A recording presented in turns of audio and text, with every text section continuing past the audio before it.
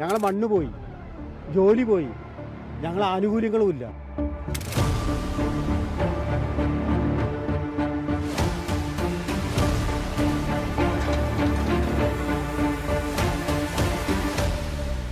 അന്ന് തൊഴിലാളി സമരങ്ങളുടെ വേലിയേറ്റമായിരുന്നു ഈ എസ്റ്റേറ്റിൽ. കൊളുന്തുനുള്ളി ജീവിതം മുന്നോട്ട് കൊണ്ടുപോയവർക്ക് അർഹമായ ആനുകൂല്യങ്ങൾ ലഭിക്കാതെ വന്നതോടെയായിരുന്നു പ്രതിഷേധങ്ങൾ.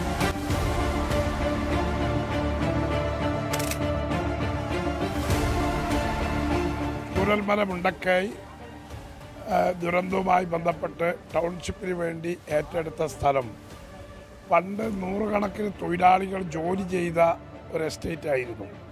പ്രത്യേകിച്ച് കൽപ്പറ്റ ടൗണുമായി ബന്ധപ്പെട്ട ഒരു എസ്റ്റേറ്റ്. അവിടുത്തെ തൊഴിലാളികൾ ജോലിയെടുക്കുകയും സ്ത്രീകളൊക്കെ ഇരന്നുള്ളി അവരുടെ കുടുംബത്തെ പോറ്റുന്നതിന് വേണ്ടിയും അതുപോലെ തന്നെ പുരുഷന്മാരായ എസ്റ്റേറ്റിൻ്റെ പണിയെടുത്ത് ജീവിച്ചു പോകുന്ന ഒരു സ്ഥലമായിരുന്നു.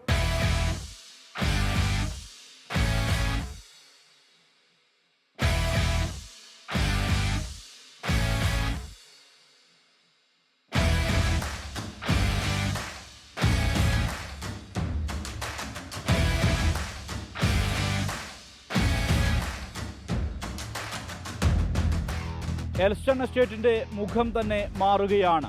അതിവേഗത്തിലാണ് ഇവിടെ ടൗൺഷിപ്പിന്റെ നിർമ്മാണ പ്രവർത്തനങ്ങൾ പുരോഗമിക്കുന്നത്.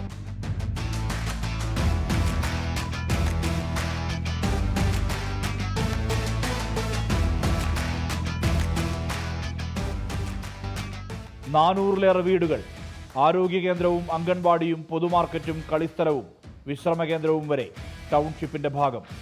ജനുവരി അവസാനത്തോടെ നിർമ്മാണ പ്രവൃത്തികൾ പൂർത്തീകരിക്കാനാകുമെന്ന പ്രതീക്ഷയിലാണ് സർക്കാർ. ടൗൺഷിപ്പിനായി ഭൂമി ഏറ്റെടുത്ത ഘട്ടത്തിലും ഇവിടുത്തെ തൊഴിലാളികളെ മറന്നുവെന്ന ആക്ഷേപം ശക്തമായിരുന്നു. വലിയ സമരങ്ങൾ അടുത്തിടെ പോലും നടന്നിട്ടും പൂർണ്ണമായും ആനുകൂല്യങ്ങൾ ലഭ്യമാക്കാനായില്ലെന്ന പരാതിയുമുണ്ട്.